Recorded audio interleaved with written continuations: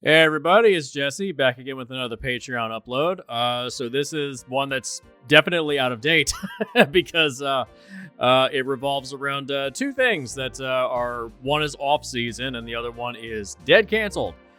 We talked a little bit about the Halo show, the first season, the first couple episodes, the first two episodes of the first season back when it first came out, and also we talked about the first two episodes of the Moon Knight show back when that first came out. We had generally positive feelings on Moon Knight. We had some issues with the first two episodes. The Halo show, on the other hand, not so good. Definitely a mountain of problems with that one. And yeah, that show was really bad. And now that the show has finally been canceled after season 2, this definitely feels out of date. But this is a time capsule of what we were feeling at the time, how we all felt. And there is a later episode regarding Moon Knight when we did the complete season. But just putting this out there for posterity's sake, we had a fun discussion. We talked about the lore of Halo a little bit. We talked about how we felt about Moon Knight when it's first coming out. And overall, we had generally positive feelings on the entirety of the show. But these first two episodes, it gives us a look back at what we all felt at the time. But yeah, that Halo show was just... oh my god, I'm appalled as to how that got that far. But yeah, thankfully that is now since long gone. So here's a So What Else episode of what we all thought of the first two episodes of Halo and the first two episodes of Moon Knight. Enjoy.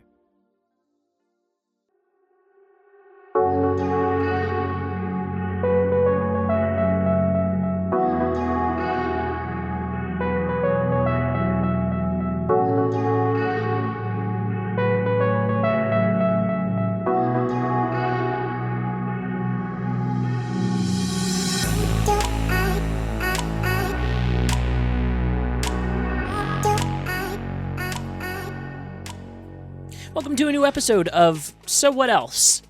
We haven't done one of these in a minute because content's been kind of good lately. Yeah, there's not really anything to really I don't know, what's the word? Deconstruct, I guess you could say. Yeah, we've done our reviews until on now. Yeah, until now. We'll get to that. Yeah. Today I'm your host, Seth. I'm joined by Jesse. Hi. You can find him at Hardcore Bshot, and we also have our horror yes, on board. Thank you, Seth. You're so welcome. Hope is here. How you doing, Hope? I'm here, not excited about content, but it is the these job. are the most fun episodes. It is the job. I'll drag out the intro until we get into that. You can check out Hope at bio_hazard_Leia. No, biohazard right. _Leia. Biohazard_Leia. Thank you. I know I was close to it without looking at my phone. Anyways, guys, we have some things to talk about, and all of us are busy right now, so we're going to review the first two episodes of two new shows. One of them is okay, and the other one is not quite so. That's being nice. What do we want to start with, though, is the question. We didn't decide this beforehand, so I'm curious. How about the not-so-good one? Let's get that out of the way. Okay, boots to the shit. All right, I hear you, Master Chief over there. Jesse, do you want to introduce the show? Halo, it sucks. Oh, God. God, this thing is shit. $10 million an episode. Why does it look like cheap as dirt? I've seen kidding me? I have seen cosplayers with better outfits than this show. Yes! Like, every single alien creature is a CGI character. Predator was doing this shit 40 years ago with dudes in suits. Yeah. What the fuck, dude? This sucks. They've been trying to make this for fucking 10 years, and this is the best we could get? Not to 10 mention, years. I was about to say, not to mention, what's one little thing that Master Chief never, ever does? Takes off his fucking helmet! First episode, it's off. First episode. They eventually did kind of reveal him at the end of Halo 4. If you beat it on the hardest difficulty, you get a little glimpse of his eyes, but that's about it. Yeah. Yeah, but he looks very, very, very different. I'll get into that later. The point of the character is truly not the face under the helmet. He is meant to be just a analog for the player. That's it. He is not a character. I think he kind of embodies the Boba Fett thing where people love the character because they inserted themselves into the armor. Yes. And it's cool armor, arguably. It's badass fucking armor. Yeah. So, like, I get it. But I think and it's okay. Like, I like that characters exist in that space, but, like, they have a very specific function in, like, linear storytelling, like movies. And is the lead the best thing for the character who doesn't talk? Nope. No. But then even in like the novels, the Halo books, he's still so just flat and stoic and uninteresting. There's nothing to him. He's Reacher in space. He's Reacher in space, but even Reacher is like, at least he has like charisma. Master Chief doesn't have that. So, yeah. But for a brick, he flew pretty good. Reacher at least has. Yeah, what a misfire. Massive misfire. Even like the community of Halo is like up in arms on this. They're like split right down the middle. Some love it, some hate it. And I'm like, here's the thing. I realized this when I was just driving home from work today. If this wasn't called Halo and had no connection to the franchise of Halo, this would have never made it past a pilot. What's the story here? What is the story? Oh, God, good question. Exactly. Like, if you weren't already engaged with this stuff to begin with, you're not going to have a fucking clue. Like, what is High Charity? What are the Spartans? What's the UNSC? What's the politics of Earth? I don't fucking know. And here they could have taken all this budget and given it to Picard. That's a whole other show. Go to Red Letter Media, watch their episodes on it. It's fascinating. But did you guys know that Alex Garland wrote a script for Halo years ago? Yeah, I believe that. Totally. It's actually pretty good. Oh, I'm Shockingly, sure. It's actually pretty good. Yeah, it's based on the first game. It's good. Well, again, like, look what he did for Dredd. He knew that putting Dredd in the proper lead is not the way to put him. He's got to be in the passenger seat in the POV. Like, yeah. he's more fun to observe than he is to, like, be in the driver's seat. And it's not like they haven't done this with Halo to begin with. There was a film of Halo back when Halo 4 came out called Forward Unto Dawn. It was an hour and a half long film where he's not the main character. He shows up halfway through when the planet where the main character, Lasky, is being trained as a new soldier. He shows up at the end when the Covenant start attacking, and he's a secondary character. Wait, Lasky's you mean District 9? What? But it looks like District 9 because originally all that stuff was designed for District 9. District 9 was originally meant to be Halo, and then they canceled it, and then they went and made District 9 because they still had all the assets. Like, you can see the Warthog in the background, District 9. You can see some of the guns are... The Needler shows up at one point. The Needler shows up. Yep. Yeah, like, all this stuff. It's just repurposed assets. The whole red and blue scenario, yep.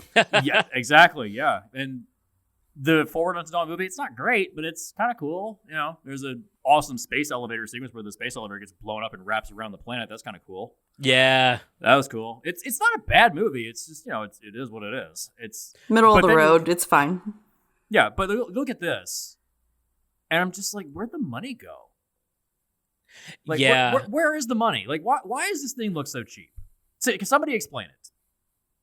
I said that it looks like a very expensive ad for a new, like, sci-fi paintball arena.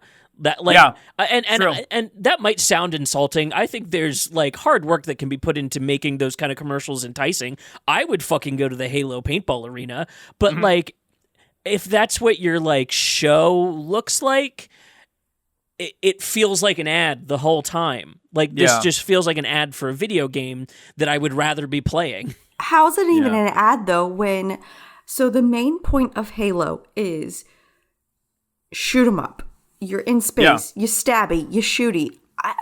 I other than maybe you walk into 5-10 minutes, right? Other than maybe 5-10 minutes of the first couple of episodes, it's all just sitting around talking.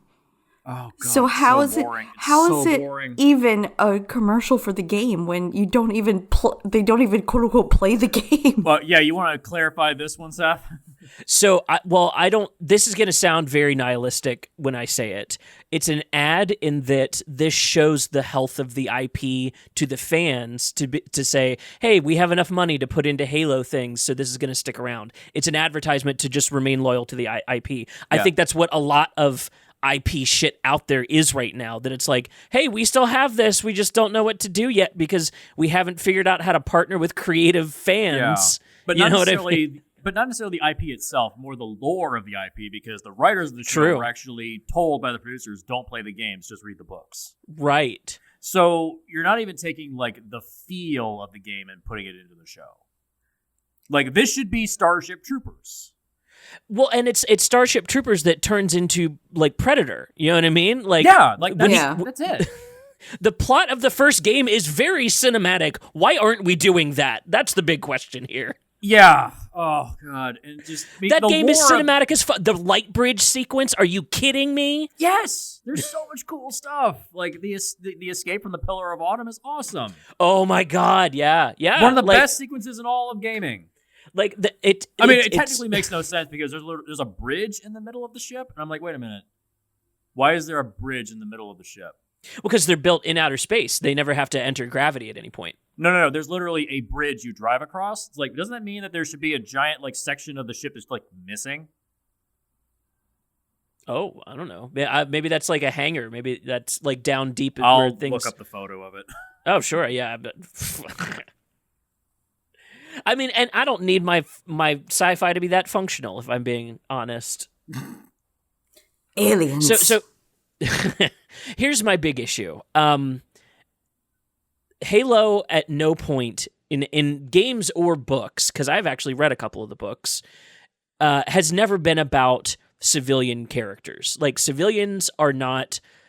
like, they're mentioned at different points to like up the stakes, but like there's no civilian rescue missions that I recall from the first couple games. I've not gone as deep in the Halo lore as many other people have, I'm sure, but I don't understand the choice of the show to say, oh, well, we haven't seen the civilians of this world yet, let's go follow them. It's like, we haven't seen them because this is a world nobody wants to live in, and they're not doing anything interesting because they're just trying to survive. Mm-hmm. It's like, do you want Walking Dead? Is that what you want? Because that's boring when the alternative is Halo lore shit that we already know, where it's like Master Chief can jump out of a ship and survive the crash to another planet. Like, that's nuts. I want to see that. Yeah. So, there's the thing. Okay. Yeah. How does that make any fucking sense? Oh, yeah. It's so reasons. Stupid. It's one of those things where they're so deep in like coding that level that they just forgot it wasn't a fortress for a second. Yeah, they forgot. Oh, right, it's an enclosed environment. Oh, fuck. Although I still argue, if you're building that ship in space, it like that is structurally sound. But it's not meant to just be in space. Yeah, no, I agree. I'm just one asteroid and boom. Oh shit. So I think we can all agree we all bailed out after 2 episodes. We kind of I wanted to just shoot myself after the second episode. Yeah, this is trash. This is garbage, and it's even. You guys ever watch that show, The Mandalorian? That's a really good show, and that's what I want to bring up. Hey, you guys realize this is actually just The Mandalorian, but done poorly? Yeah, kinda. Yeah, it's a guy that wears a metal suit that comes across a young child, takes her under his wing. They're on the run from the people that they used to work for. They've come across some kind of weird artifact that could somehow reshape the entire politics of the universe. It's The Mandalorian. Yeah. The writers of this show really wish they were working on The Mandalorian right now, and they got stuck with Halo.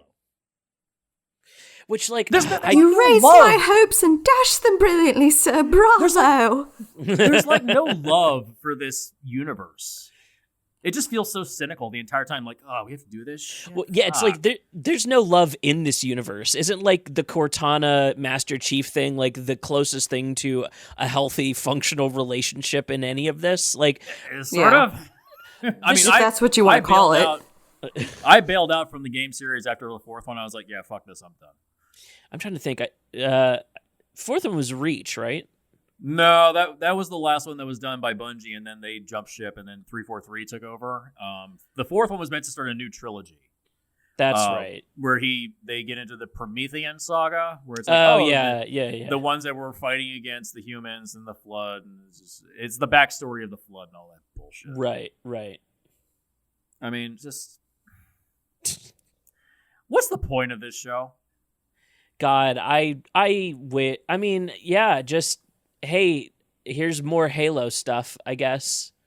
This franchise should have been done so long ago. You know what it is? It's when they get a POW and they're trying to get information out of him. They're like, all right, we've tried the Chinese water torture. We've tried all this. I'm going to bring out the big guns. And they sit him in a room with, the Ludovico. And they put Halo on. And then 5 seconds in, they're like, I'll tell. That is the point of the show. Yeah. And this feels like season 2 or 3 of a show that's already existed. Yeah. Because the first episode, they reveal that there's a human among the Covenant. And the whole time I'm like, okay, wait a minute. I don't even know what the Covenant even fucking are. Why is it surprising that there's a human among them? Right. Which is, this feels like this is season 2 or 3. There's things that are supposed to be a surprise aren't that surprising. It's insulting when the Master Chief takes his helmet off, because I'm like, okay, I understand why you feel the need to do this, but you didn't need to do this. Like, if Dredd and the Mandalorian can do this without doing that, like, right. you if you want to reveal Master Chief, do it like in season 3. That's fine.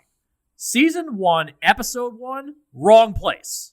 I also argue it's more okay if they're fucked up underneath. Like if he's been through a battle and so he's like bloody and beat to shit, then it's like, yeah, his face is still obscured in some way. Like, which is the way that this one I want to describe is that the way the Spartans look in the show is, they look like normal people. No, in the book, they're fucked up. Yeah.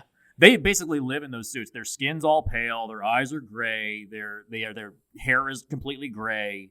Master Chief has like dark rings and wrinkles all over his face because he barely sleeps. There's this point, I think it's in the 3rd book. He's been awake for 3 weeks straight because he's been in constant combat. Jesus. The only sleep he's received is from being knocked out unconscious. And he just he says to Halsey, I'm fine. He's just so fucked up. Yeah, like they try to give him a little bit of humanity in the books, but it's still not a lot. And that's just the problem, is that you don't have enough to work with as a character. So you have to build a whole new character. See, I argue you don't have to, because again, like if this is me doing Halo, I'm doing the first game because the first game has the best like opening into the stakes of what is happening in video games. It's why it's such a well-known shooter, because you go from this like big war that you really don't understand anything about, and then you're thrown into a survival situation where it's like it's kind of like Master and Commander. It's like all of these ships getting lost at fucking sea. At a certain point, it's more interesting to see what they're doing trying to survive around each other. And that's, the Covenant and then the Marines. So I think the show should have been the Marines and the shit they were setting up on Halo. Those are the characters to follow. And then Master Chief is the Deus Ex Machina character that rolls through as you're kind of seeing glimpses of the other side of the game, if that makes sense. No, yeah. Yeah. Having him just be the main character when he's not even a character is a problem. See, there's his eyes. Like, he looks incredibly fucked up. Yeah. Yeah. Yeah, he looks like he's old. Because he's been in that suit so long. Yeah, and isn't he canonically like 23 or something like that? Yeah, the surgery that they give them in the books is insane. They had I think it's like 250 candidates and only about 75 survive. Yeah. And the ones that do survive are incredibly fucked up. One developed cerebral palsy and is in a wheelchair. One has like their Parkinson's back muscles disease. Are like so strong they snap their own spines. Their bones snap. Like several of them die on the operating table. Like physically, these people should not be alive. Right. But also, their bones are enhanced with ceramic. I think the men are castrated. Yep. They have their sex organs removed, so that way they can't feel any kind of sexual attraction to each other. They basically turn them into drones. Yeah. Yeah. And that's the thing I want to bring up, is that the UNSC in the books, they're Nazis. Yeah. Yes. This is Starship Troopers, guys. These are the bad guys. Which brings up the biggest problem with this franchise. There's no good people here. Who am I rooting for? So I'm rooting for humanity, which is the UNSC, the military. So I'm rooting for them to survive because the Covenant are a bunch of religious zealots. Both sides suck. Yeah. Why do I care? I'm with the Flood, dude. Let me join the fucking Hive. Yeah, join the Hive. I'm Like, with fuck the it. black hole at the corner of the universe that's going to suck them up eventually. I'm with Guilty Spark. I say nuke them all. He was right. Yeah, you're right, dude. God. That's the thing. Like, they're calling it Halo, and yet they haven't even described why it's called Halo. Exactly. Like, the reason it's called Halo is because the first shot of the first game is literally the Halo ring. Exactly. Why not start there and do a prequel show? Because that would make sense. Kind of like how this was done to begin with back in the early 2000s. This franchise is 20 years old, guys. They did it better back then. To be a fly on the wall and get Peter Jackson's actual thoughts on like what went down here, Alex Garland's actual thoughts on what went down, like why is this series? Who at the top is gatekeeping this thing so that it can only be made fucked up? That's my question. I don't know. That script for Alex Garland's Halo, it's not amazing. It's got a lot of problems, but it's pretty good. It's pretty good. The opening is the destruction of Reach. That's cool. He's also one of those directors that, like, as he gets into filming, finds scenes as well. Like, Annihilation is a big one. If you look at the script for that versus what's on screen. Oh, it's very different. Very, very different. Yeah. So the script's just kind of like the goalposts, I think, for Alex Garland. It's like, here's the idea, studio. Here's what we're approximately going to fucking shoot. And then he's like, all right, guys, here we go. This is what I really want to do. Yeah. I think the problem is that you can't really do that with a big studio film like that because you can't really find scenes in a film that costs $150 million. Yeah, it's true. You have to plan that shit out long in advance. So, unless you're James Gunn, then you can just shoot it on the fly and you're fine. All hail James Gunn. No, the man... All hail- He is a master planner. He tweeted the Guardians of the Galaxy 3 visual storyboard stack, and it's 700 pages of individual shots just for the finale. The dude plans it to a T. Yep. Yeah, he knows how to make a great story. Apparently, nobody's found the Easter egg from the first Guardians of the Galaxy that he hid in there famously. What Easter egg? Really? That's he won't tell anybody until it's found. Oh, fuck you, you prick! I can't know it's an Easter egg if you haven't told us what the fuck you're looking for. Apparently, there's like he said it makes sense when you find it if you find it. What the damn? I don't know what that means. So yeah, who There's knows? that one guy out there scouring every frame of that movie. Like, where the fuck is it? He's having a breakdown right now. MT from New Rockstars really thought he had it last year. He made a whole video on it. It's an excellent video. It's a very, very good video. But yeah, it was not correct. James Gunn even responded like, "Sorry, homie, that wasn't it." Damn. Just tell us, damn it. Oh, I love God. that. Yeah. Halo. I'm sorry. And to any listeners, if this is your bag and we're being too mean, I get it. I do, but like, it's a big letdown to have something with this much promise and something that has dumped a lot of cinematography and filmmaking into its games for this to be the result. And maybe it picks up from here. Like, I've seen a lot of shows have shitty first seasons and recover. So like, it's totally possible. I'm going to let the internet watch it from here. The first two, I'm out. Yeah, it's not my bag. And the other thing I mentioned the other day, Seth, was that, like, why would I want to watch this if I could just rewatch Starship Troopers, or I could rewatch Battlestar Galactica, or I could watch The Expanse? Like, The Expanse is one of the greatest TV shows of all time. Like, why would I want to watch this? Like, Right. Of all the other options out there, like of all the other options out there, why would I want to watch the C grade version of The Expanse? Right. Yeah, just watch The Expanse. If you want a really good sci-fi show, The Expanse is your bag. You know, it's wrapped up. It's all on Amazon. It's a great show. It's phenomenal. It's very dense, but it's worth it. Oh yeah. But yeah, I don't see this picking up because I feel so bad for the lead actor Pablo Schreiber, who's playing Master Chief in this show. Yeah, he's good. He's a good actor. He was on The Wire. He was Nikki Sabaka on The Wire. Oh, He's very thin and lanky on that show, and he bulked him up, dude. Oh, He's huge. He's a big guy. He's on stilts in this show. You can see it, but yeah, he's a big dude. But I just don't see the purpose of this show other than jerking off the fans, and even the fans are split. Yeah, there's some think it's an amazing blowjob, and others just think it's a really shitty hand job. Well, and it's like it's things like this that that I think really inflame the like anti-woke crowd, because they're going to want to blame the show, like, you know, having a diverse cast as being the issue. And I agree, it does look extra performative when the show sucks. That's what the books are. Well, yeah, I mean, and like there's men and women of all races and genders in the books. Shut up. Right. No, I get it, and I agree.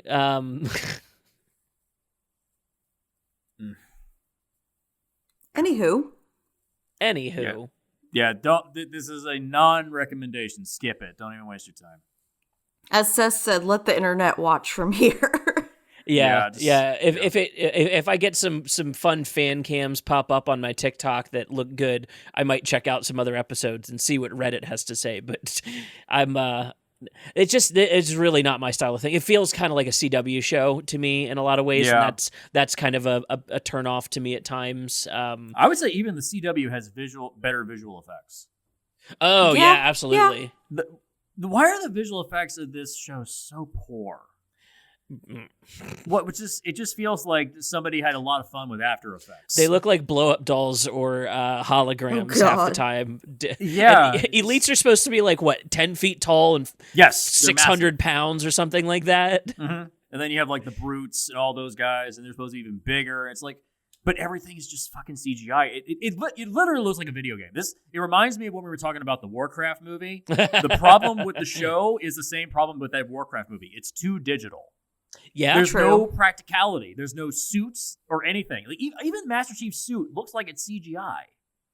Again, I've seen cosplayers put in more time and effort into something a lot more glorious than this overinflated budget has done. $10 million. This has got to be a racket. This has got to be money laundering. There's no way this is $10 million an episode. It's bullshit.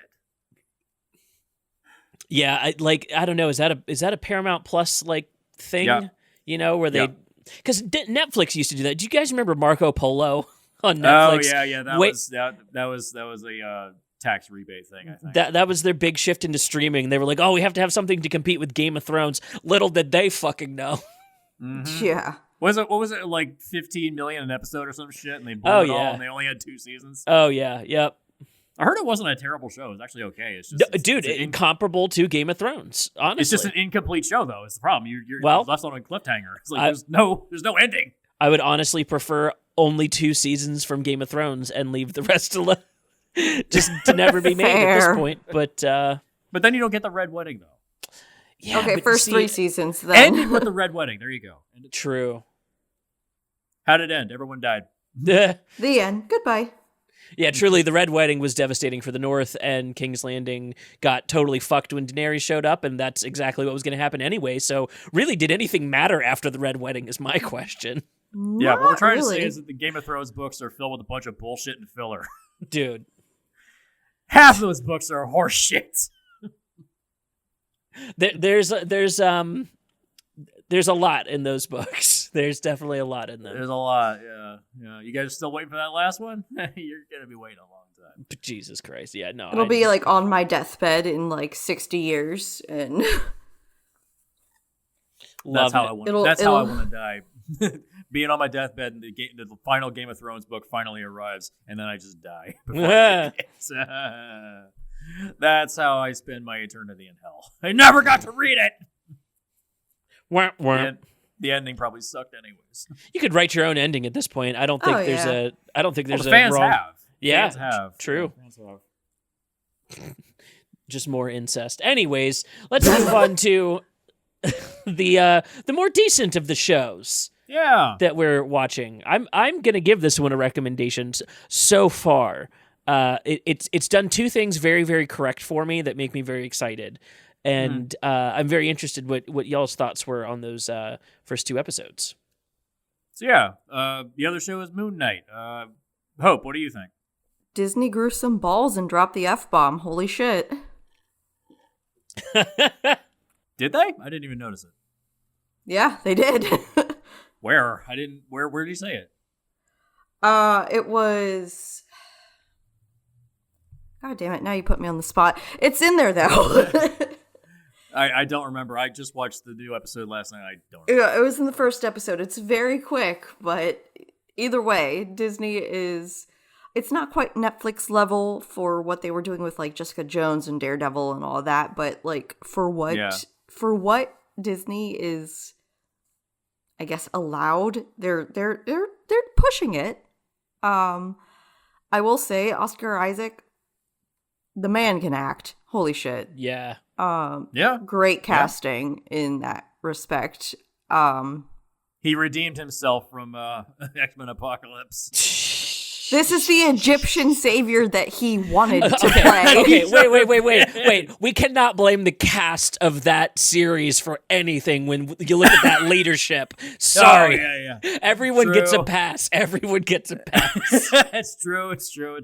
Again, this is the Egyptian like deity he needed and wanted to play. This is his this is Chris Evans' Human Torch going to Captain America.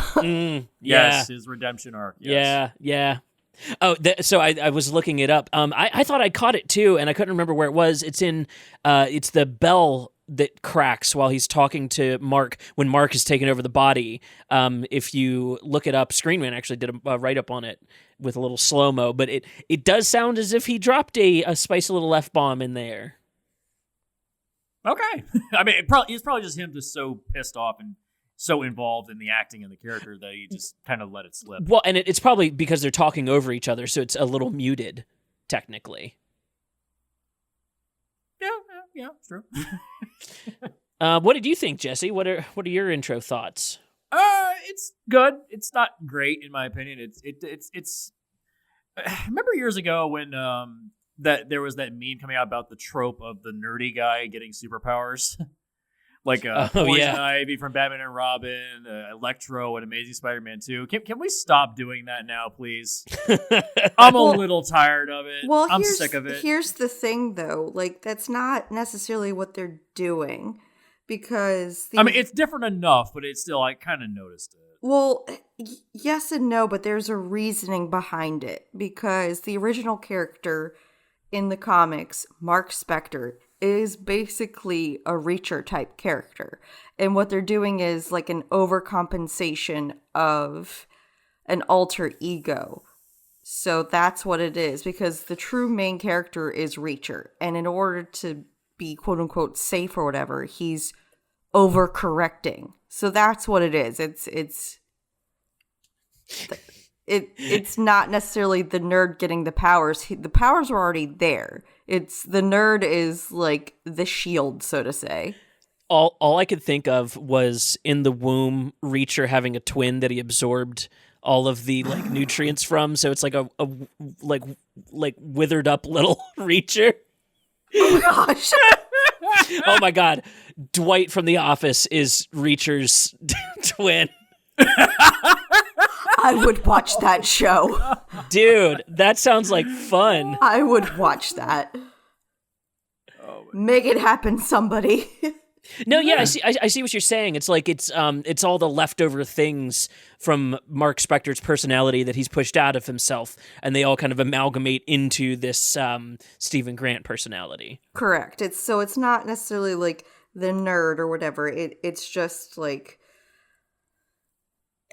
it's his truest, most natural. Like, it's the furthest from himself in order to protect himself. Yeah, exactly. Is it actually like real dissociative personality disorder, or is there literally a second person living inside of it? No, it's real DID. It's real. The comics kind of played around with that for a minute, but then when mental health was, a little more spotlighted, they landed on, actually, let's make this the thing. Because I think it's a trope in writing to just land on DID for a mystery, but I really love it for Moon Knight because it's not a mystery. Like he's not discovering other identities. He knows they're there. And that portrayal is a lot more interesting than like having the audience discover that there's another personality. I think that gets played off as a like big mystery thing too often. Yeah. I think I was reading Moon Knight years ago. I started with the Charlie Houston run, and I think I went up through. What was the storyline? It was when Daredevil was working for the Hand. It was like, was it Shadowland or something like that, where the Hand had taken over New York City or something. I was reading the side story of that, and it wasn't that good. I think that's kind of where I bailed out. Overall, I enjoy the stories. I think I still have them. They're good. They're not great. They're good. I think the problem is that he is a B-list character. He is not an A-lister at all. Yeah, and I think they kind of lead into that. I'm a huge Marvel fan, but I will be the first to admit, I don't really know too much about Moon Knight until I actually did research for him. He never really came up on my radar. The most I ever knew about him beforehand was like the little, things you would get in like video games of him, like Avengers Alliance, or like even like the Lego Marvel games, like he would make appearances, but he was never like a main character either. So again, it was like very limited. So I like I said, I'll be the first to admit, I really didn't know until I really deep dived in research, but I never went out of my way. So it's an interesting one for them to go for. Yeah, the comics that I've read of his kind of presented as like, what if Batman was Law and Order SVU, like a crime procedural kind of thing, and so it never grabbed me until recently, when I had seen The Raid, and I was like, damn, that would be a really fun setting for a superhero movie. Who do you put in that? And I landed on Moon Knight because it was like, it's so small, it's almost too small for a Batman movie, right? Just one guy locked in a house with people. But Moon Knight, though, that sounds really fun. Was that the storyline where he got the suit and became Mr. Knight? What do you mean? Where he got like the actual like suit.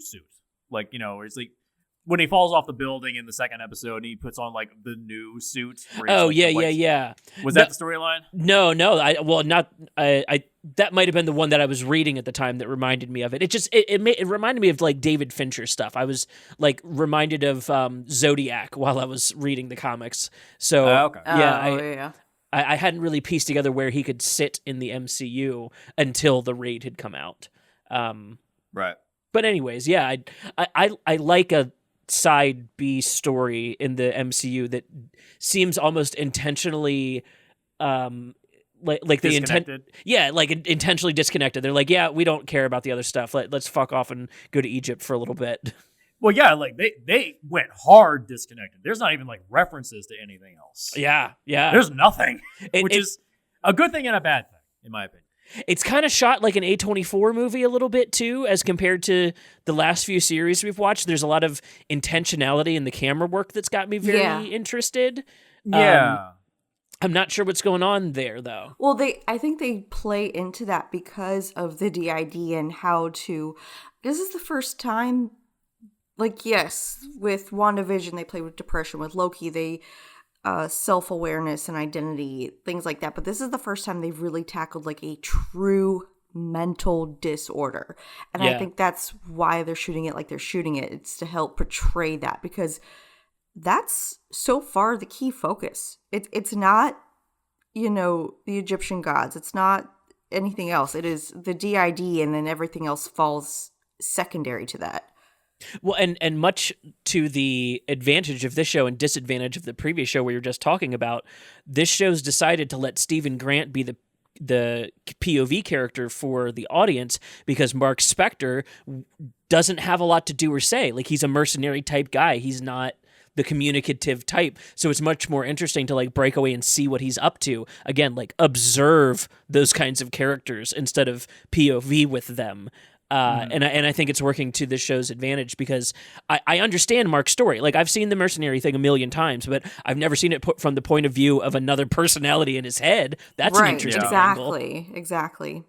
Yeah. I will say, though, they're probably going to edge away from the mercenary stuff, because there's a point where it's like, oh, yeah, you killed all those people. And he's like, it's not how it was. I guarantee they're going to try to shy away from the idea that he killed people. And they're going to say, no, it's a misunderstanding. I didn't kill them. I didn't do it. Which kind of removes the crux of the story, is that he is tortured. Mm-hmm. I was watching a video about this. I think it was about like how the MCU has gotten rid of its first acts in all of its movies, and they just kind of jump into it at this point. And it's like they talked about Shang-Chi. Like there's a point in Shang-Chi where the main character admits, yes, I murdered somebody for my dad, but you don't ever see it in a flashback. He just talks about it to try to make you not realize that, oh wow, he's a murderer. Yeah. So it removes his depth. If I remember correctly, they left it intentionally vague by the end of it because a character questions whether or not he did it, and he doesn't answer.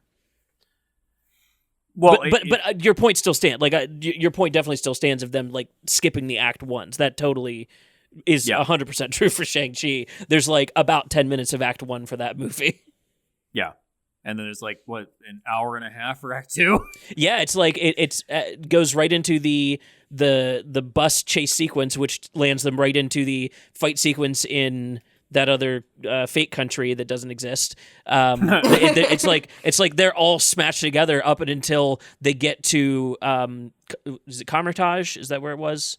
I don't remember. No, Anyways. Kamar-Taj is Doctor Strange. That sounds right. Okay, yeah. Anyways, yeah, like that. It's about an hour and a half of Act 2. Yeah. But yeah, I feel like that's what they're gonna do with Moon Knight. Is they're gonna say like, oh, he didn't actually kill anybody. He was forced to do it, or he was framed for it. I guarantee that's what they're gonna do. I'm curious if they're gonna bring in his third personality. If they're gonna bring him in. Everyone that I have talked to that is watching it is like saying that the show's just pointing it directly at it. That's going to be the big like reveal towards the end of the show. Yeah, I could see that. I could see that being a third, like the final reveal before like a quote unquote season 2 or something. Yeah. Yeah. When does the psychopath show up? Yeah. I don't know. Maybe that's when he'll go like Super Saiyan on Khonshu or something. Save that for later. Yeah, that's the interesting part of the relationship that none of the comic books really dove into like the source of his powers as much. It was like once he was an established hero and kind of the things he was dealing with.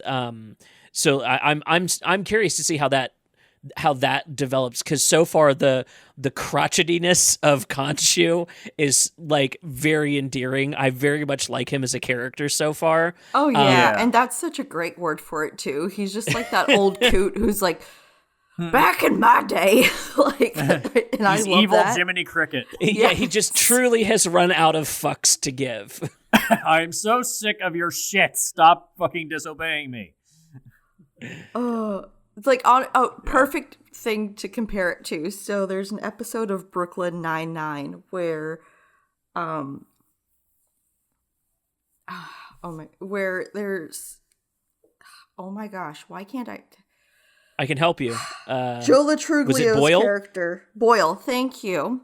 Or Boyle's Boyle, like, Boyle finally captures like this massive bank robber, and it's this like tiny little old man, and everyone's like, oh, he's so cute, he can't even take the caps off his medicine, and he's like, thank you ladies, and they have a tea party and all this shit, and then he's like, I stole it and I'm gonna buy prostitutes.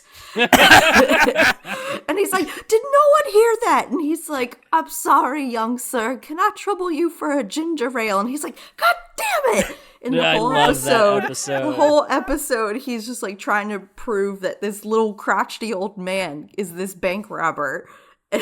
Like that is Khonshu. Is like Yep. He doesn't even know he's frightening. I love the way they shoot the horror in this, because it's just Steven's abject horror. It's not truly very terrifying to the audience, or shouldn't be. Right. Because he strides like a fucking video game character.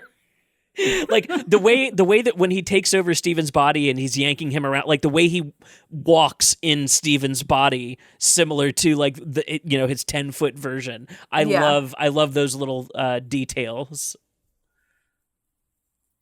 Oh, I want to mention why this series compared to the previous ones has my attention so much more. Yes. We have had 2 episodes, and in both of these episodes, our hero and our villain have had confrontations with each other. The stakes and the relationship between the characters is building.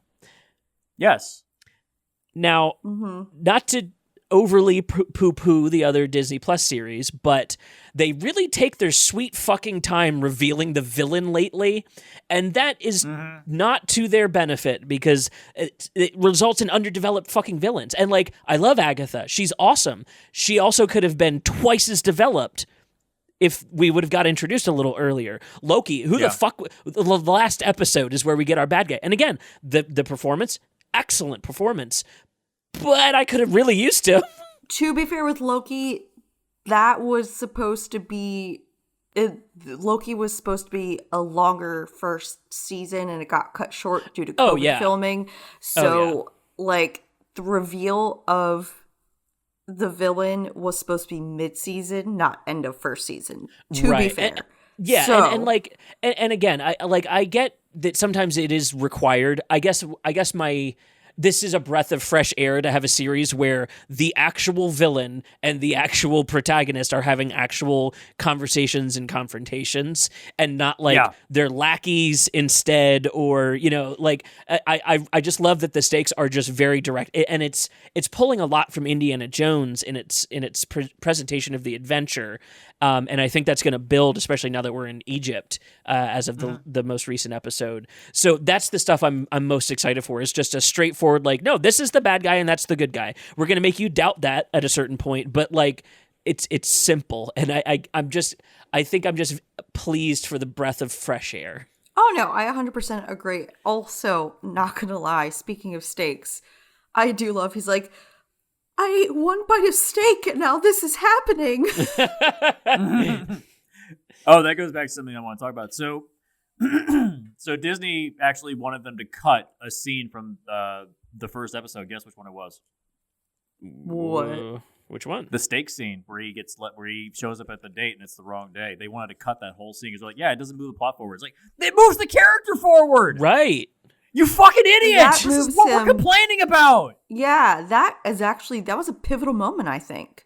Because that's a good scene. It was a pivotal moment because not only does it play more into his like losing of time and self, it also shows him shifting back into his another identity because he's like, fuck being a vegan, which I just thought was the most cutest, endearing thing. He's like, I want the best bit. How do you want it? Steak. I want it good. I want it good. And it's like, sure. The only thing that did irk me, not gonna lie, is if someone doesn't know how to eat steak, you don't give it to them well done. Maybe that's that's just a personal thing. I was like, it's mid-rare, fucker. Mid-rare. Yeah, like pink, not blood, you fucks. For a vegan, like maybe a medium. That's like at least they'll be able to chew it. God. Yeah, I agree. It also sets up like the confrontation between him and Mark when they finally meet. Like he's got beef because he's fucked up his life. You know what I mean? Beef. Like it was a pun. There you go. I like that the scene is there because it gives us an understanding and empathy towards Steven for why he would be so mad at Mark. It's like, yeah, dude, it's like you're fucking up my life with my body. That's not cool. Yeah. But that also pulls into effect too that like technically yes, Mark is the original, but Steven is like, oh, this is my mom's flat and all this other stuff. So it's like the pieces are getting interwoven, like, and it's really making you question who is the original, who is the identity. So I do like that aspect as well. Me too. Yeah. And I like that they're being clear that like this is a point of contention between Khonshu and Mark. Like they understand this issue as being related, to his mental health and not something that happened because of Khonshu. Right. Mm-hmm. Yep. There is one thing I wanted to bring up, and I think you mentioned this, Seth. So the CGI in this show isn't very good. No, it's not. It really isn't. You want to go into that, Seth? As to what's going on with this behind the scenes? This got outed recently about some sketchy stuff. Yeah. Plus. Dude, and it's doubling down on pain for me right now too, because I just got caught up on the first season of Severance, and it's a show about the effects of capitalism.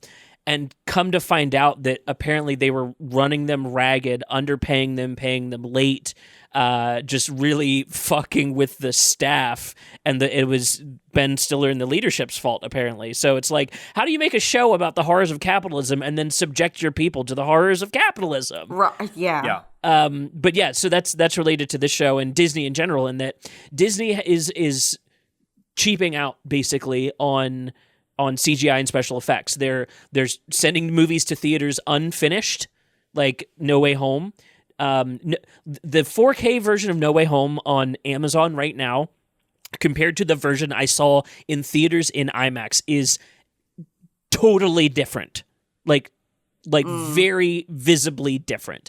And it's because Disney is underpaying and giving very limited time and resources for gigantic projects like Moon Knight and things like this, because they agree to these release schedules way ahead of time, but there's no pre-production schedule set up going into it. So they just keep tacking things on later as they re-release things from onto Disney Plus, or just they just write over some of the episodes sometimes. Like literally on Loki, they redid an episode and re-uploaded it like a fucking YouTube video. So I was right with Book of Boba Fett. That sequence where you saw like part of the set was visible. It was. They did re-edit the set. Yes. They did, because Stop doing that. So, because remember, Jesse, what I was saying is I watched these episodes literally the minutes, the seconds, as soon as they come out, because like the way my work schedule is, my lunch, so to say, is like 3 a.m. That's my lunch. And guess what I do on lunch? I watch these episodes because I have an hour lunch, and I'm like, oh, it's an hour episode. I can eat it while I watch it. So I see all the mistakes and all the little gimmicks and shit. And then by the time I like go back to rewatch it, I was like, wait, hold on. So like I guess that's the one good/bad thing about me having no life during the middle of the night. Yeah, so you get to see all the flubs. It's really annoying. I don't need movie DLC. It's not annoying. It should be fucking illegal. No, yeah, well, okay, them re-uploading to their own website, I don't have as much problem with, as long as they're paying people. running the cruise ragged. Exactly. To unpaid overtime. And it's like, stop announcing your release dates. Just stop announcing your release dates. It's done when it's done. Yeah. Like, your audience is going to be there. You're fucking Disney. And games are doing this now too, where it's like, hey, we're releasing the first chunk of this game now, and then there will be more stuff later. And it's like, or buy the DLC and it's like, or could we like wait a year and put the whole game out? Maybe is that an like I'm sick of parceling out content, and the idea, because in the long run you end up paying so much fucking money for it. Right. And it's like the idea of self-sustained content that sits on its own merits, it's like that just doesn't exist anymore. No. Yeah. Dude, I'll be fucking 60 by the time the Final Fantasy VII remake finally gets completed. Oh gosh. You're not wrong, which is the sad part. Dude, that was so fucking stupid. Like, oh, we got like the first 1% of the game. Fuck off. I'm not playing this. That's a waste of time. Why would I play 1% of a game that already exists? Yeah, and it's like, I just don't understand. And there's correct ways to do it. Look at Rockstar. Look at Grand Theft Auto 5, and that game is over 10 years old now, and it still has a gigantic playership because they released the full game with the online mode, and then they've just been adding shit to it since. But you still got the full game with the online mode when you first bought it. Mm-hmm. Yeah. You know, it's like, yeah, of course I'll buy the next set of things now that I have this established game here. Yeah, of course I'll buy the add-ons. World of Warcraft functioned very well off of that for a long time, but like, Jesus, I don't want to like paywall the rest of an episode of TV, you know? Yeah, that just seems don't so say ass that. backwards. They're gonna do it. Oh, they're gonna do it now. Thanks, Seth. That's what I'm saying. It's like, hey, pay X amount and get the finished VFX when they're released. That's what it feels like they're doing now. No, it is. Eat a dick. Like, it's sad but true. It's such a fucking scam. It's a fucking racket. And this is why they get roasted so hard. That's racketeering. That's racketeering. You're withholding the finished product until people pay more. That's racketeering. When Kevin Feige got all that hate for looking at the dailies for Eternals and being like, you got all this in camera, it's like, no wonder that doesn't make sense to them anymore. They're so deep in the mire and shit of like producing these like factory made fiats of movies. You know what I mean? Like, Jesus Christ. Yeah. Like, he probably said it because he was like, oh, we don't have to do that much digitally afterwards. Yeah, that's what happens. What fucking movie making is. Right. Yeah. Yeah. You shoot as much as you can in camera so you can take the load off the post-production. When you don't announce Captain Marvel next year and you're bringing 2 indie directors in to make it, you could actually end up with a really good movie, Kevin. Mm-hmm. Yeah. Anyways, Moon Knight's okay though. It's okay. It's like we said. It's only 2. Is it supposed to be an 8-episode series? 6. Dude, I'm so fucking happy. Holy shit. They're switching to the 6 model again, and I just thank the Lord. That's all I need. Thank God. I really. That's do think all. That's all they need to do for this type of character for this type of show. That's all they need. It's a 3-hour movie without the commitment of a 3-hour movie. I love it. Perfect. Right. Yeah, and like you were saying, like if you could make it 6 episodes, you probably could make it in a movie. But here's the problem: even though it's Marvel and it is Disney, it's fucking Moon Knight. Right. It's not a known property. Nobody's seeing the 3-hour Moon Exactly. Knight movie. Fucking Nobody gives a shit. Nobody gives a shit. That's same with like doing it as a Book of Boba Fett. Same exact thing. Nobody's going to see the 3-hour Boba Fett movie. Let's make it a series. yeah, fuck it, yeah, let's do that. Or we should just, but then we put the Mandalorian in the middle of it to entice you to actually keep watching. Oh yeah, exactly. Yeah, That's probably why it's in there, because they're like, yeah, this character kind of sucks. Can we just throw Mandalorian in for an episode? My fan edit right now is literally 97 minutes. That's a bunch of bullshit. What that got the cut. damn? Holy fuck, dude. Yeah. Oh, that's great. I love shit. it. So I mean, Boba Fett movie. You guys want to swing that one to me? Like I got it, like in the bag. Yeah. Done. Oh, man. That's great. I'd love to work with Tamora Morrison. Oh my god. Gotcha. Oh God, yeah. Moon Knight's okay. It just, I wish that the business practices didn't make me feel kind of sick. Yeah. I know it's a machine. I know that's how these things get made. I mean, I'm in this business. I get it, but at the same time, it's like, dude, fuck off. Like, there's an easier, more efficient way of doing this, and it's stop announcing your release dates and putting people under a boot heel until they're done.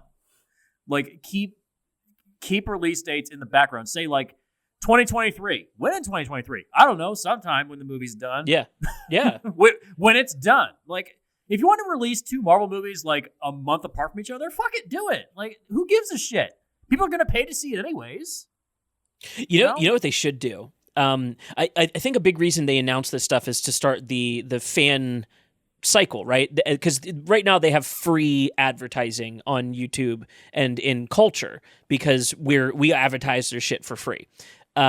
Yeah. We talk about it all the time. That's what advertising is. So I think they lean into that by announcing this stuff early so it can be hitting the fever pitch by the time it's coming out. So I get that idea, but again, that's what's leading them into the situation where they're putting out like dog shit unfinished movies into theaters. Well, and so another big factor too is merchandising. Yeah. Oh yeah. You see, because the merchandising people get all the leaks, all the cues, all the inside scoops way before even some of the actors or the post-production people do.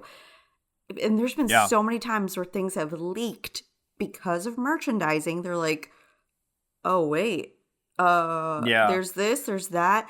And so they get like, oh shit, we gotta hurry up and finish it because this has already been leaked. Yeah. Because they're so wrapped up in getting so much money that they're gonna get anyways, because they're like, oh, we gotta sell merch. But they don't realize they're actually kind of hurting themselves because of it.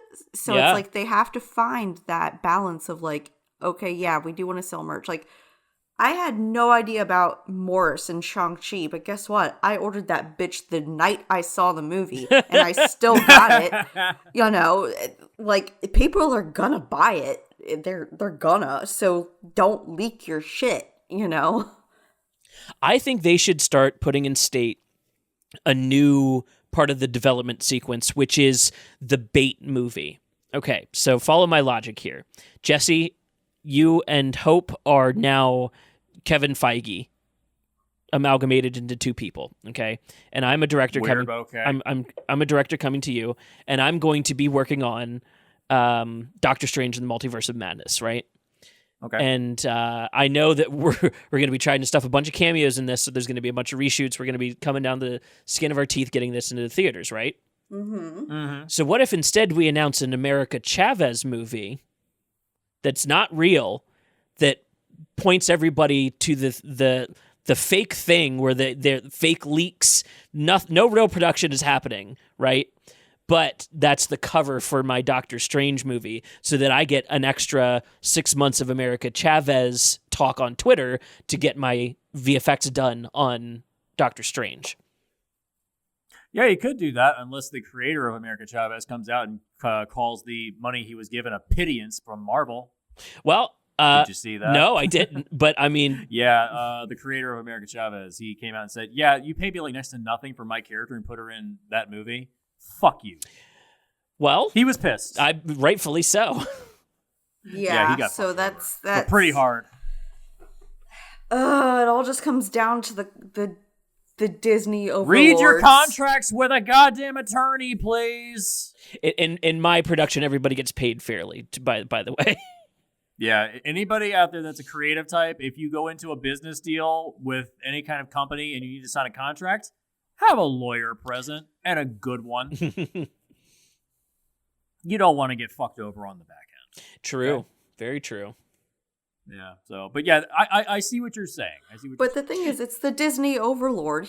Disney runs the planet. It literally does. Mm-hmm. Like, so I mean, for all we know, they literally had him in a room with a gun to his head. They're like, well, you can get a little bit or you can get nothing. What do you pick, sweetie? You know? So it's like, I don't want to die. I'll take the little bit. I'm going to be mad, but I'll take it. So it's... You know what I was thinking about today? You know, the people make the comparison that Cape flicks are the Westerns of, like, now, right? And I like the comparison because Westerns are still being made. So that makes me think that, like, Cape flicks will always be around in the future. And lately, we've had really, really good Westerns. So I'm wondering, like, in the Cape genre, when are we going to hit the Unforgiven point where we have the last hurrah, like just that goodbye to superheroes in general movie, where then, because nobody's interested anymore, the really interesting superhero movies can get made? Like, how far are we away from that? Well, we already had it in 2017. It was called Logan, and then everyone forgot about it. See, I would see Logan as like the Shane, like the crest of Westerns is when Shane came out. That's where I would put Logan. And so I guess there's something coming after Logan. And if I had to bet money, it's a Batman movie that's going to be the Unforgiven of Cape flicks. This big, 40-year push of Cape flicks. I would say it's going to be the end trilogy of the Matt Reeves Batman. Oh, you think it's coming up soon then? I really do, because here's the thing. If we're talking movies, it's fading, and it's fading fast. Still making money though. But here's just hear me out. The movies are ending fast. There was backlash for Eternals because it wasn't the quote unquote, same game changer that it was supposed to be. Right, because it actually gave intelligent thought to the story and not just, Then we basically ended Spider-Man. Oh yeah. I think there's one more good Spider-Man movie. And then the original multi-decade buildup of Marvel ended.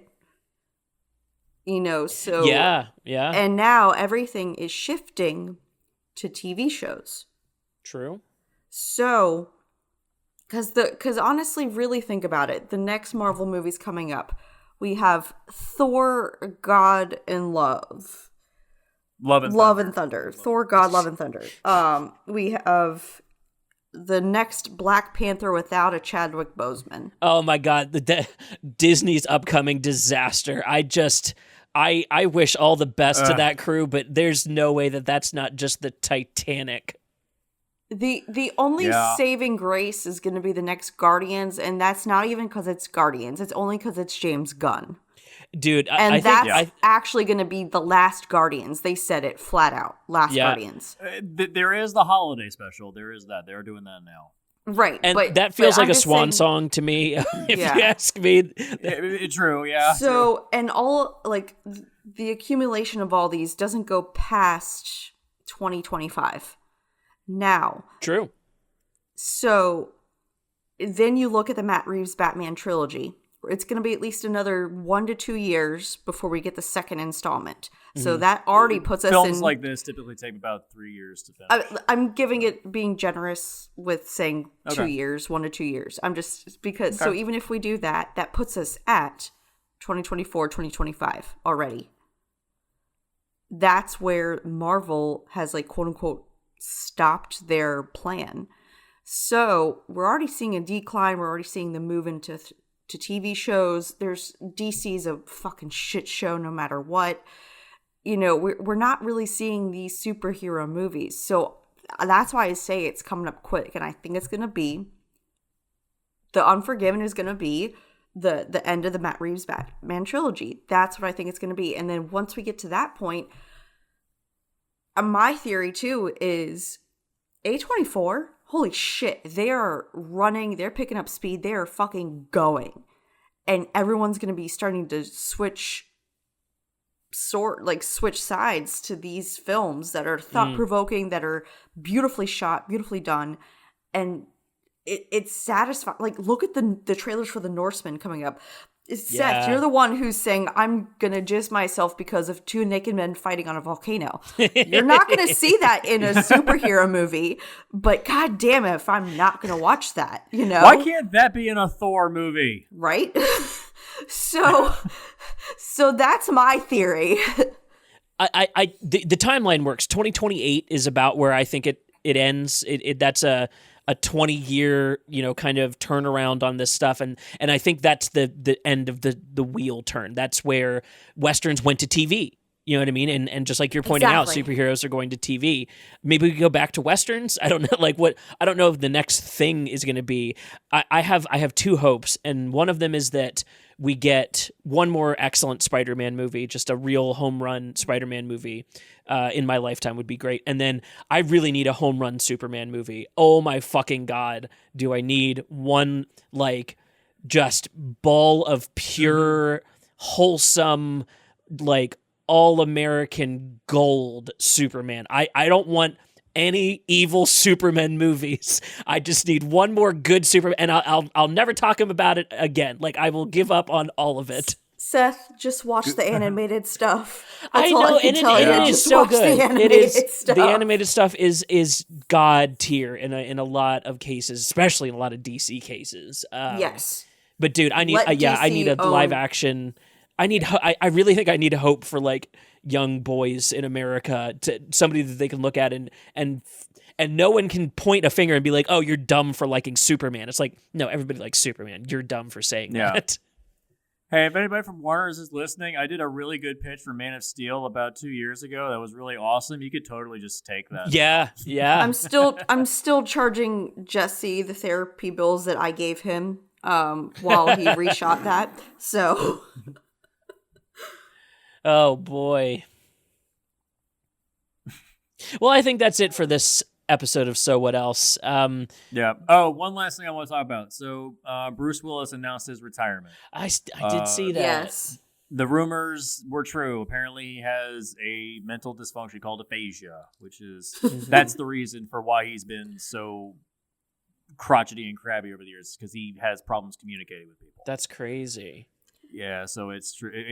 He wasn't a sellout. He was getting as much money as he could because he's probably have to pay for medical bills. Damn. Yeah, and so like when looking back at those RLM videos that we watched, like about him just with the, I feel bad with for the ear laughing at them now. exactly with the earpiece in his ear and just being like yeah. It's like okay, it makes sense now. He's not lazy. He can't read. He can't communicate. He can't do anything. That's really unfortunate that like somebody who represented like think about Die Hard and what that represented for like normal guys being heroes, that he didn't feel like he could talk to anybody about that or like communication was so shut down for him and around him or from him. I don't know, that he didn't feel like he could communicate that. It's really unfortunate. Because like it doesn't change the quality of the movies that he made. It just changes the context in which he was making them, which makes it more sad. And again, it makes a lot more sense now. It's you're watching somebody that is clearly not well being forced to make a movie he doesn't want to make simply so he can get enough money to pay for medical expenses. Yeah. It's almost like exploitation. Yeah. That's elder abuse straight up is what that is. Yeah. That shit they were doing to Stan Lee at the end of his life. Jesus Christ. Oh, yeah. Well, he kind of... Look into the history of Stan Lee. He did kind of take rights away from people. Like Jack Kirby totally fucked. Yeah, no. If anything, I know Stan Lee was considered a very nice guy, and he was a good writer at times, but there was a lot of points where he was taking credit for a lot of people. He's New York businessman, Yeah, I mean, through and he's through. a nice guy, but at the same time, there was a lot of shit he did where he did fuck over a lot of the creative types. Like Steve Ditko really created Spider-Man. True. Yeah, and Jack Kirby created the Eternals and all that stuff, and the X-Men. Like, that was his. Yeah. And he got nothing by the end of his life. Jack Kirby died basically penniless. Damn. So same as Bill Finger. Bill Finger died penniless. Like, these people got fucked over because, like I said, if you're a creative type working for a company and you need to sign a contract, have a lawyer there. Please. You will thank me in the future. Truly. Anyway. It might be a lot out of pocket initially, but it'll pay off in the long run. It will pay off. It'll pay off tenfold. If you're in the position in your life that you need a lawyer to be brought in, it is worth paying for the lawyer to be brought in. Yes. It's a weird coincidence. I'm actually watching the season 5 of Better Call Saul on Netflix now. I'm watching it as seasons come out on Netflix, and like, God, this is good. Oh, I need to watch 5. I did just see that pop up. Oh, it's so good. Oh boy, I believe it. Oh, yeah. Can I have the last minutes of the podcast here? Yeah, go ahead. Everything everywhere all at once. I need to see it. I need to see it. Is it actually out? It is out. It is out as of yesterday. Okay, I have a free day tomorrow. I'll probably go see it tomorrow. I cannot describe how perfect of a movie it is. It is like pouring hot liquid lead creativity directly into your eye holes. I've never seen a multiverse visualized in that way. I've never seen character work done in that way. Guys, there are 80 movies in this movie. Jesus. And I knew this was one of my top 5 I needed to see this year. And they're all off the chain batshit amazing versions of those movies. There's this is the only spoiler I will give. She goes to a Ratatouille universe. That's it. That's all I'll say. Yes! Oh my God, that's great! It leads every single universe leads to character development for every character. It is the most movie that I've ever seen packed into a movie. And you will shit yourself laughing. You will cry. You will I was sobbing by the end of the movie. They hit the emotional beats that they land on at different points, and the payoff for characters and little fucking jokes, and just the cast is like A24 has made the best movie. This is the one that I want to send into outer space to explain humanity. You know what I just realized? So, Hope, you were saying like A24 needs to get into the superhero This game? is them getting into it. It is. I told the movie you that comes out in what comes out in a couple of weeks? Ooh, Multiverse of Madness. Doctor Strange. Yeah. Like, this is their version of Doctor Strange too. Again, my theory is going to be right. If this is less than, if Doctor Strange 2 is less than Everything Everywhere All at Once, which is like, how much is the budget on Everything Everywhere? Oh God, I don't even know. Let me look that up. Look that up really quick. Budget 25 million. Nope. Sorry, that. Oh my God! How is the budget? What's the budget on Doctor Strange 2? Tell me. I want to know. Oh God, Too much. Multiverse. I gotta know this. Too much. I gotta know this. Madness. I got to know. It is not posted yet on Wikipedia, anyways. IMDb might have it. Okay, let me jump over there real quick. Yeah, dude, Everything Everywhere does not look like a $25 million movie. Like, by a fucking long shot, it does not look like one. All right. Yeah, so I can't even describe the plot without like ruining things beyond just like, yeah, I gotta see it. It's not like The One, is it? It's not like the Jet Li. Oh, One, okay. It's like if you film rescued Jet Li's The One into like a Kubrick level film, that's what it would be. Okay. They literally take a pot shot at Kubrick in the film too, which is like totally earned. Thank you. Oh, yes. I don't see anything for budget on IMDb either. Although you know what it probably is, because they're probably still shooting. well, stuff. yeah, it's probably been shot 3 times at this point. Well, they were literally still shooting stuff while it was in post. Like you were saying earlier on, they're still shooting stuff while in post production because they're trying to rescue their own movie while they're filming it. Which because they're trying to put in a bunch of stuff for like later on down the line. I don't know how I feel about all this mix and match movie making. I mean, hey, Tom Cruise, Iron Man, looking forward to it. Shut up. We'll see. He's got to be in there. Like, who else is it gonna be? Who else is gonna be the new Tony Stark, dude? You know that this is all about like the history of Marvel. I'm not honestly convinced they're gonna have an Iron Man in there. If I'm being honest, I think they've retired him for this phase at least. I truly will be shocked if there is an Iron Man. I think the Ultron is going to be based off of a Wanda variant or something like that. They're doing the Iron Heart, the female Iron Man, later on. Right. So, yeah. I don't see them doing any Iron Man related stuff until then. That in Armor Wars, I think that's they're purposely holding off. Yeah. Although I'm like almost positive that they're going to bring back the guy that played Mr. Fantastic in the old Fox movies.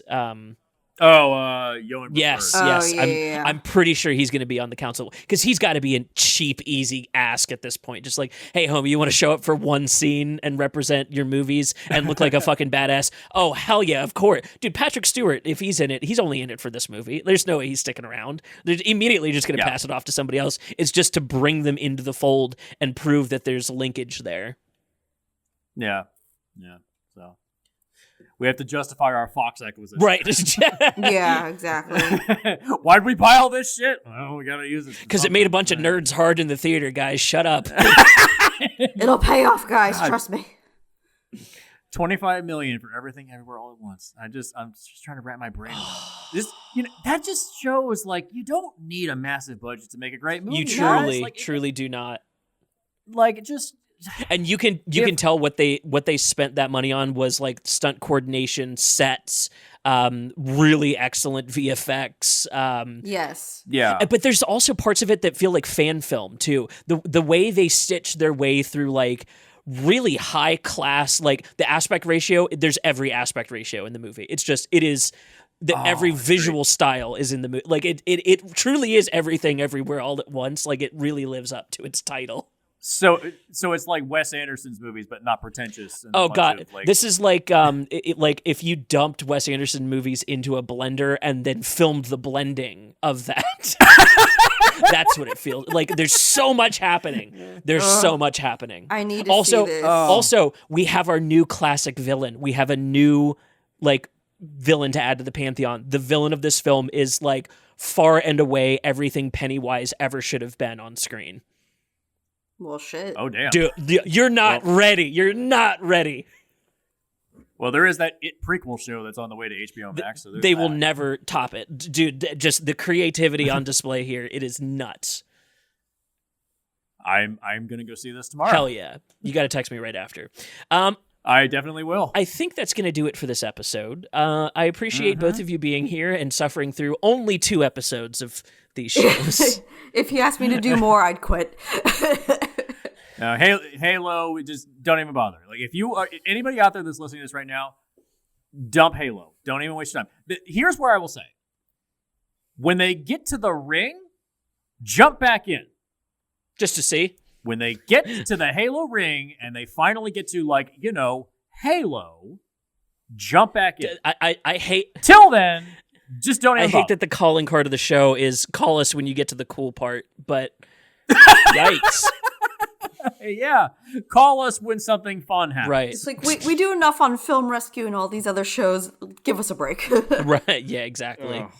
Oh, Good luck with fucking Morbius later, guys. Yeah. Ugh. Oh god! Oh, that fucking movie made profit, and that pissed me off. The Like, fact of you cocksuckers. the meme of Jared Leto with worst DC movie, probably worst Marvel movie. The fact that that's true just cracks me up.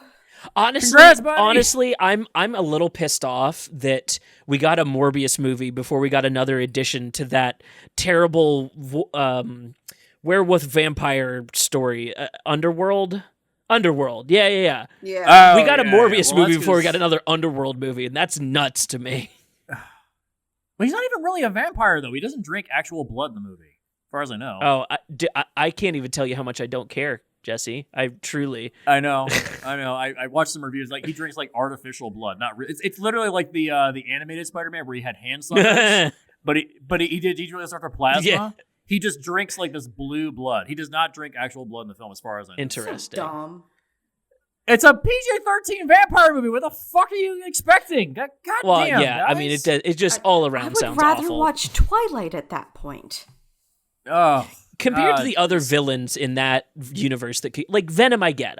I get Venom has some comic standing because he looks like Spider-Man, but like really, Morbius is the next spin-off villain you do. It's a joke character. It came out on April Fools. Like, come on. Right.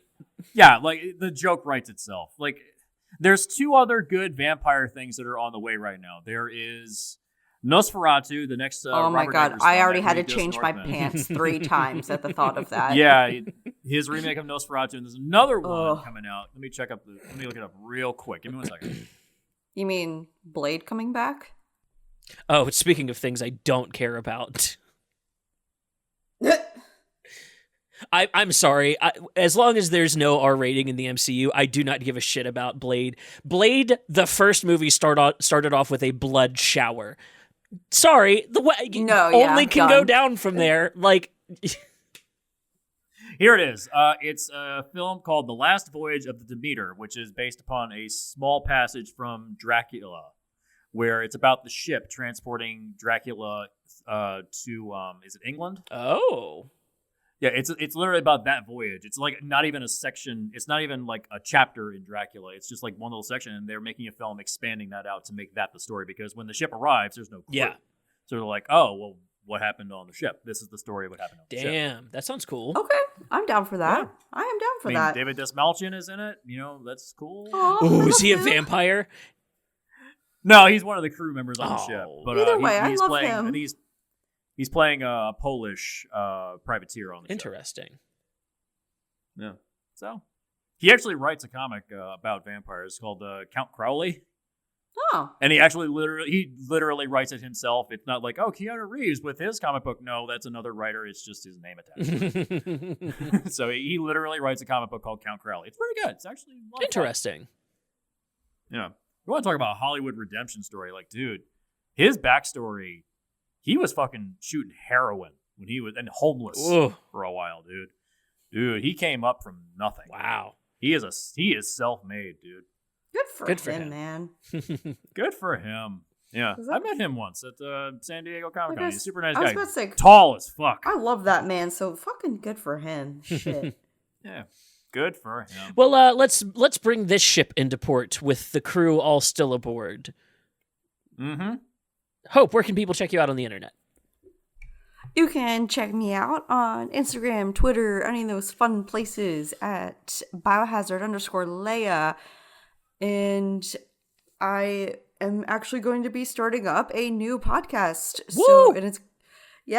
So we're actually going to be shooting the very first episode very soon. So be on the lookout for Mind Brain Movies. Going to be a deep dive into, the mental state and mental disorders and mental health alongside of movies. I'm very excited. Should be a good view. Wonderful. I'm very excited for that. And Jesse, how about you? You can find me on Twitter at HardcoreBShots. You can find me on Film Rescue and Split the Difference. Both are off season at the moment, but we'll be coming back very soon. And I guess I can say the first episode of our next season of Split the Difference is going to be Conan the Barbarian. Oh, boy. We're trying to get Josh Dysart back because he actually wrote some Conan years ago. So he'd be good to have. Yeah. So, I saw somebody. I gotta message him. I saw somebody tweet today that's the only series they want to give to Zack Snyder. I would watch it. That sounds kind of fucking good to me. Well, he's doing that. Is it a Norse mythology show on Netflix or something like that? No, he's doing his Star Wars thing. He wrote a Star Wars ripoff. No, there's something else. Rebel Moon. Kind of thing about. No, it's Rebel Moon. There's doing that, but he's doing something else as well. He's got a whole contract with Netflix. Some kind of story about Greek gods or something. It's basically the background of the God of War series where all the gods are fighting with each other. It's basically that. Okay. Interesting. So, I mean, that fucking awesome movie from 2011 called Immortals was along those lines. Oh yeah, also starring Henry Cavill. Oh yeah. Dude, I would put up lanky in that. Yeah, he was. He was not as cut yet. I put up for that movie any day of the week though. That movie rocks. The only thing I don't like is Mickey Rourke. He's terrible. He's disgusting, but he's supposed to be. He's terrible. He truly is like the violent. He's like human Jabba the Hutt in that film. Unlike the original human Jabba the Hutt from the cutscenes of A New Hope. Somebody who looked ripped straight out of the woods of Endor. Gosh. Jesus. See, that goes to show you character design's very important, y'all. It is. Causes major problems with logic later on when they put that scene back in and Han Solo goes, Jabba, you're a wonderful human being. No, he's a slug. Honestly, I love it as a joke. If you just imagine it, that he's saying that as a joke to Jabba, as a jab at the fact that he's a slug. I choose to read it that way. Okay. Seth. Whatever makes you happy, man. Dude, Seth, it's Star where can the Wars. It people all find makes me you? angry. You can find me at Seth X Decker on all social media. If you're listening to this episode, then I'm in the middle of an Indiegogo for the post-production on my movie. I've financed the pre-production. Now we're trying to finance the post-production. So you can check that out at some link that will be provided below. I'm sure I will remember to do that for whoever is editing this. I think that's going to do it for this episode. Thank you both again for being here. Big hard pass on Halo, Moon Knight. We'll see what happens. Yeah. Marvel, get your shit together. I think those are the broad strokes of the episode. Also, Everything Everywhere All at Once. You must go see it. Anyone listening, you have to please support these kind of movies in theaters. Oh my God, the fact that I got to witness it in a theater with a really into it audience too. The whole audience was laughing along, and it was wonderful. So please go see that. Yeah. Awesome. For everybody out there that says, "Oh, independent movies can't be fun and exciting; they have to be about people standing in rooms talking," this is the antidote. Correct. You have no argument now. Right. There is literally no argument. We've reached a point where technology is so good and so efficient and so cheap now that you don't need to have the budget of Doctor Strange 2 to do something of this scale. Yeah. You can do this on your own. Oh, yeah. Absolutely. Yeah, so, well, that's going to do it for this one. Thank you for listening, and good night. Good night. Good night.